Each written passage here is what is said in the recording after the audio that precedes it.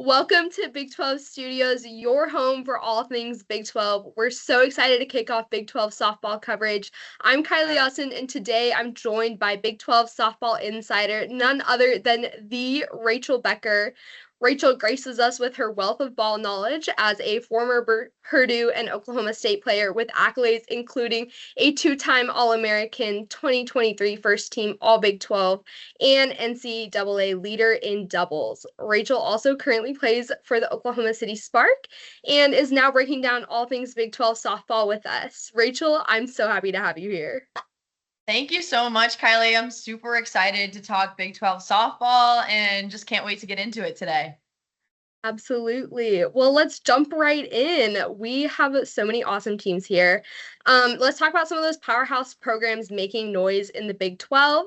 Arizona currently ranked number 9, Texas Tech at 13, and Oklahoma State right behind them at number 15. Give us the rundown. What makes these teams so dangerous? Yeah, so those top three teams were the ones that we kind of anticipated being the key players in the conference. Oklahoma State, Texas Tech, Arizona all picked in the preseason rankings to be the top three.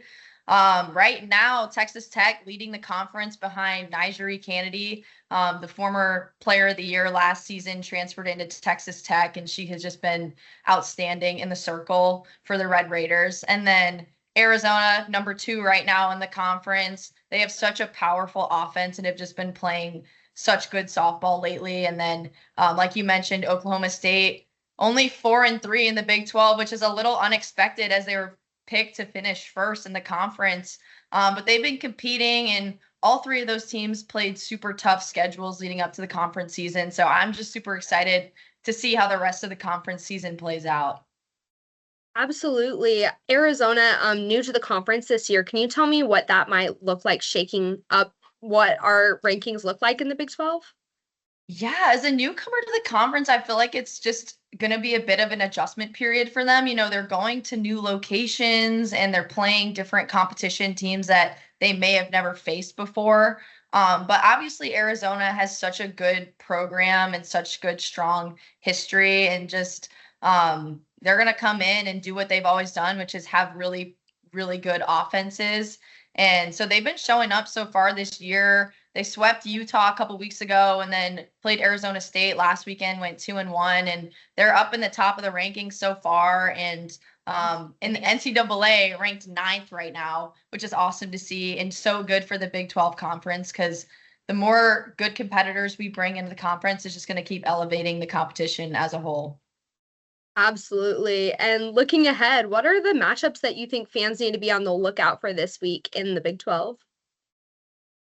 Yeah, so some of the key matchups for me, the main one is going to be Arizona playing BYU. So the Wildcats are taking on BYU in Provo this weekend, and both of these teams are near the top of the conference. Arizona number 2, BYU number 3, and BYU is coming off of a series sweep of Houston, which they were on the road for.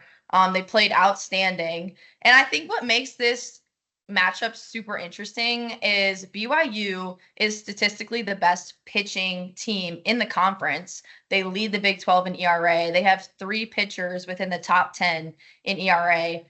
And Arizona statistically is the best hitting team in the conference. They lead the Big 12 in batting average, runs, home runs, RBI, slugging percentage, on base percentage. So it's really just going to be a matchup of, does Arizona have a better offense or does BYU have a better pitching staff? And both of these teams have such solid defense. They're at the top of the conference in fielding percentage. And I don't know. It's gonna be a really fun weekend. Do you have any predictions for this game? Yeah, I think I'm gonna go Arizona on this one, taking the series. And I think it's just BYU, I don't think has set up their schedule to be as tough as Arizona's is. So I'm not sure how battle tested BYU is yet. And Arizona has 2 of the best hitters in the country, Kaya Altmaier, Reagan Shockey, like outstanding numbers, super high batting averages. And then they also have a lot of power on their team. And we all know the ball just flies in Provo. So kind of excited to see how many bombs we have this weekend for Arizona. Absolutely. And you kind of mentioned it, but let's talk about all the stars that we have on the field. What are players that people need to be looking out for right now? Yeah, so offensively, talking more about the power hitters, we have Devin Netz and Miranda Stoddard. They both have 10 home runs for Arizona so far this year, which is insane. And then we have Sydney Stewart with 9 home runs. So they have three really strong power hitters on their roster. Also, Amanda Hassler from Oklahoma State is on a hot streak right now. She's hit 3 home runs in the past 4 games, and one of those was to walk off of the final game for Oklahoma State against Baylor and take that series. So she's been outstanding. And then looking on the pitching side, obviously Nigeri Kennedy from Texas Tech, the reigning player of the year. She's settling into Lubbock very nicely, leading Texas Tech in so many pitching categories and the conference as a whole in ERA. She's got 137 strikeouts right now, which is fourth in the NCAA as a whole. So she's been super fun to watch. Again, on pitching, Kenzie Brown from Arizona State, also with 137 strikeouts. So right up there with Nigeri Kennedy. She's held opponents to only a 157 batting average and has lifted Arizona State to 12 wins so far this year. So she's been super fun to watch. And then on the defensive side, Baylor's middle infielders, Presley Pylon and Amber Tobin, have been outstanding. They're in the top 2 in the Big 12 in assists, Pylon with 88 and Tobin with 82. And they're both in the top 2 in the conference in turning double plays.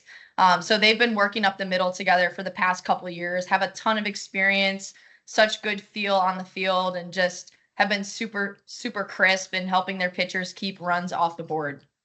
Absolutely. Those are some big names that you're slinging around, and I'm so excited to get to see them all play.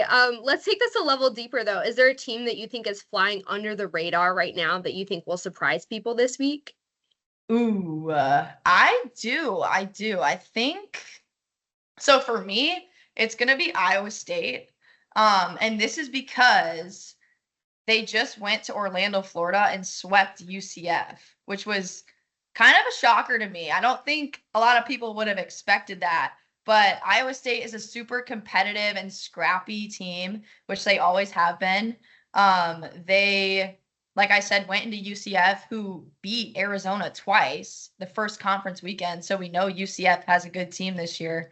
And they're actually taking it back to Ames, Iowa. They're going to have their first home series this weekend because it's been freezing in Iowa. So I'm super excited to see them get back home, and they're going to take on Arizona State this weekend. And they've just been having some great performances in the circle from their pitchers. Abby Hun and Lauren Sherman have been great in the circle and really helped them sweep UCF. So I'm just super excited to see if they can keep it going this weekend. Absolutely. Iowa State, the team to watch out for, in addition to our matchup of the week, which is Arizona at BYU. And that is a wrap for our Big 12 softball coverage for today. Huge thank you to Rachel Becker for your insight. I can't wait to get to talk to you again. Be sure to be following Big 12 Studios on social media and the Big 12 Conference YouTube for more updates and highlights. Until next time, stay locked in on Big 12 softball.